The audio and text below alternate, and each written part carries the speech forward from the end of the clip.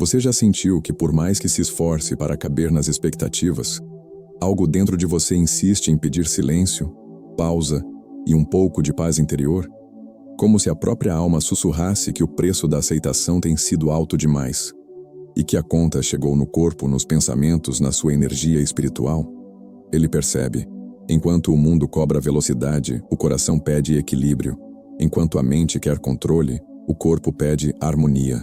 E o que poucos percebem é que, por trás desse cansaço existe um chamado antigo, um despertar, uma transformação íntima que não busca aplausos, mas verdade.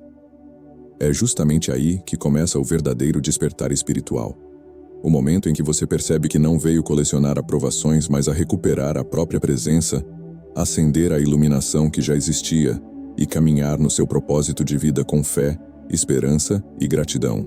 Ao longo dos anos, tantas pessoas viveram achando que estavam apenas atravessando tempos difíceis, quando, na realidade, estavam passando por um exame silencioso.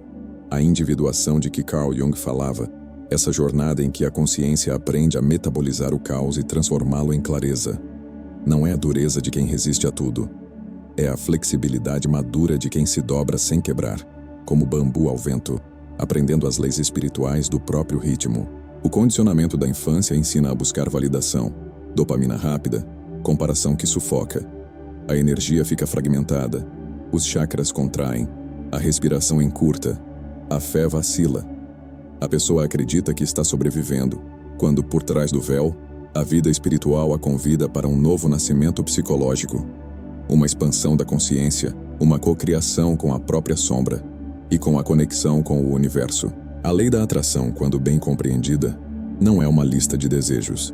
É a consequência natural da harmonia interna entre pensamento, emoção e ação, do poder da mente em coerência com o corpo. E isso se nota nos sinais mais discretos. O primeiro sinal costuma aparecer na maneira como alguém se relaciona com a solidão. Antes parecia uma punição, agora se torna santuário. Quando o complexo de abandono perde o trono, a energia para de se dispersar, tentando agradar todo mundo. Ele descobre que a quietude não é retraimento, e sim território fértil, onde a meditação guiada aprofunda o autoconhecimento espiritual, onde a respiração alinha os centros sutis, onde cada inspiração traz bênçãos e cada expiração libera o que não serve mais. Sem perceber, ele começa a preferir os momentos em que pode ouvir a própria alma, porque é nesses intervalos que brotam ideias com prosperidade e abundância, sem esforço teatral. Um exemplo simples. Antes de começar o dia, ele fecha os olhos por 3 minutos, sente o peso dos pés no chão, relaxa a mandíbula, alonga a coluna e pergunta ao corpo, o que precisa de cuidado hoje? Essa pergunta muda rotas. Às vezes a resposta é a água, noutras, um não. E dizer não com serenidade é outra forma de desbloqueio financeiro e emocional. Protege a riqueza interior, preserva a mentalidade de sucesso, guarda combustível para a manifestação do que importa. A solidão criativa vira caminho. E como paradoxo divertido, quanto mais confortável com a própria companhia ele fica, mais magnética se torna sua presença para conexões autênticas. O segundo sinal se revela no trato com a sombra. Antes, a raiva era um incêndio descontrolado ou um carvão escondido na gaveta do peito. Agora, vira fogo sagrado, que queima só o que precisa ir. Promessas que encolhem, lealdades que aprisionam, máscaras que cansam. Não se trata de eliminar defeitos, mas de assumir a autoria da própria energia espiritual, integrando forças que antes eram projetadas nos outros. Ele reconhece a própria ambição, o impulso de manipular, a fome por controle, e escolhe canalizá-los como foco, disciplina e coragem de dizer a verdade. Em vez de se sentir culpado, agradece o aviso da alma e reposiciona o leme. Quer um exercício prático? Ao notar uma emoção intensa, ele coloca a mão no externo. Inspira contando até 4, segura por 4, expira por 6. Pergunta: o que essa chama me pede para proteger? Em segundos, a mente sai do teatro do ego e volta ao corpo, onde a vida é simples. Esse ritual, repetido, vira musculatura espiritual. É assim que a pessoa sente a lei da atração, não como fantasia, mas como consequência de coerência vibracional. A sombra integrada deixa de ser vilã e vira guia do despertar espiritual. O terceiro sinal é uma nova imunidade à projeção alheia. Drama que antes o prendia como gravidade, agora parece estranho ao sistema nervoso reorganizado. Ele enxerga quando alguém despeja mágoas antigas sobre uma conversa presente. E em vez de absorver, observa. Preserva-se sem virar pedra, oferece presença sem perder a si mesmo. Exercita compaixão sem confundir com salvamento. Descobre a graça de 3 segundos que mudam destinos. O primeiro é da emoção, o segundo é do impulso, o terceiro é da escolha. Nesse terceiro segundo, nascem equilíbrio, harmonia e um tipo de liberdade que não precisa anunciar independência, apenas vive. Ele aprende a recuar quando percebe que sua energia está sendo usada para sustentar o desequilíbrio emocional de outrem. E esse recuo não é frieza, é maturidade. A culpa se dissolve, a fé na inteligência da vida aumenta, a esperança deixa de ser espera e vira decisão. Nessa vibração, a manifestação deixa de ser controlar o futuro e torna-se responder ao presente com inteireza. A cocriação fica límpida. Cada sim tem poder porque cada não tem raiz. O quarto sinal é o florescimento da intuição como uma linha direta com o self, esse arquétipo de totalidade de que Jung falava, onde antes só havia listas de prós e contras. Agora existe uma escuta que ultrapassa palavras, quase uma conversa silenciosa com a própria alma. Sincronicidades começam a aparecer como pequenas bênçãos. Um livro certo na hora certa, um encontro improvável, um convite que encaixa. Ele percebe camadas de intenção sob as conversas, lê o não dito sem paranoia e nota como o corpo vibra em sim ou contrai em não. Um método objetivo para treinar isso. Diante de uma decisão, ele pergunta: esse movimento amplia ou contrai minha respiração? Se expande, normalmente há verdade. Se aperta, há ajuste a fazer. Ciência e mística se cumprimentam nessa experiência. A neurociência chama de interocepção. As tradições antigas chamam de sabedoria do coração. No fim das contas, o poder da mente só é pleno quando a mente aprende a ouvir o corpo. E os dois se alinham ao campo maior, a conexão com o universo que sempre responde com sutileza. É aqui que a lei da atração encontra sua ética. Não é sugar tudo para si.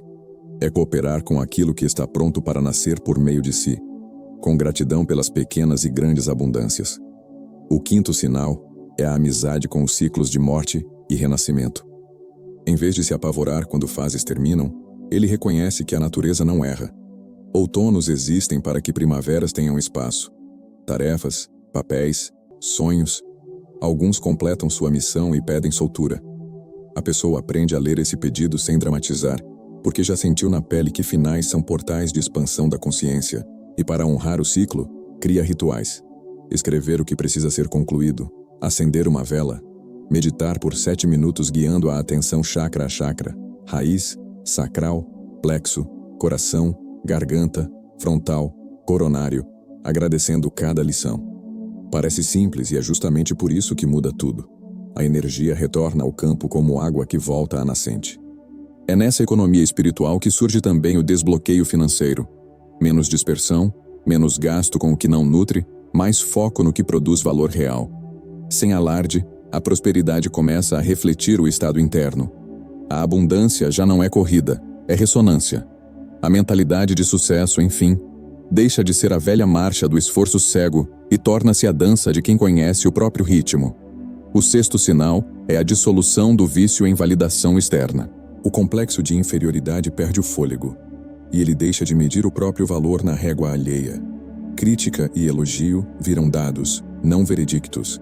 A autenticidade se torna inegociável, e nada é mais rentável para a alma do que viver inteiro. Ele habita o próprio corpo como quem voltou para casa.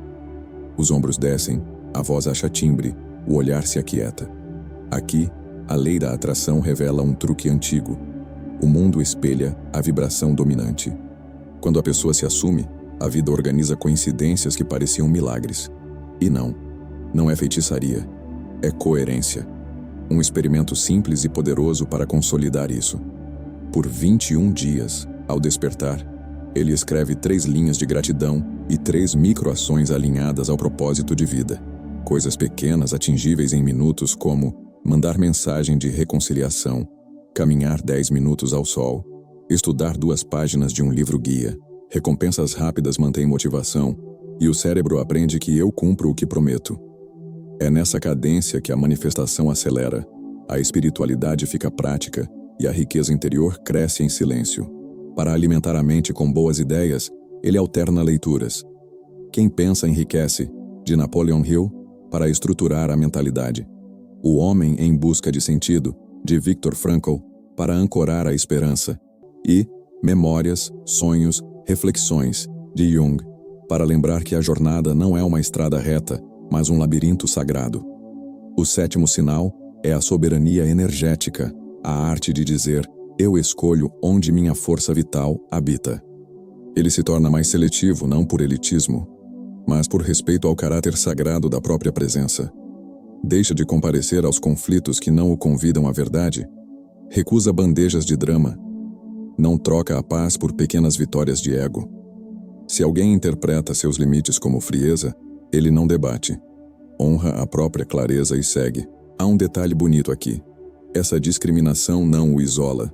Ao contrário, abre espaço para relações de harmonia, para a cocriação com pessoas que vibram em propósito. E até o sofrimento muda de sentido. Antes, era aquilo a evitar. Agora, vira professor. Ele não romantiza a dor, mas a transforma em aprendizado a cada ciclo, com paciência, humildade e uma fé tranquila no processo da vida. Quando tropeça, recomeça. Quando erra, corrige sem chicote. Quando acerta, agradece. A esperança amadurece. Abandona o tom ingênuo e vira fé ativa. Essa decisão diária de alinhar a mente, o corpo e o espírito ao que é verdadeiro.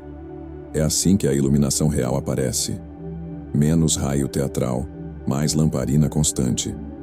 No dia a dia, isso se traduz em rotinas simples que sustentam a jornada. Pela manhã, ele pratica a respiração 4-4-6 por 3 ciclos, alonga a coluna, bebe água, faz uma breve meditação guiada de escaneamento corporal, sente os chakras como rodas de luz e apenas observa, sem exigir nada além de presença. Antes de dormir, revisita 3 momentos de gratidão e um gesto de bondade feito ou recebido. Ao longo do dia, aplica a regra dos 3 segundos quando provocado. Se precisa decidir algo grande, ele usa um roteiro prático. Escuta o corpo, escreve por 10 minutos sem censura, caminha em silêncio por 5, pergunta: isso amplia ou contrai minha respiração? E só então age. Esse é o poder da mente em colaboração com o corpo e com o campo ao redor.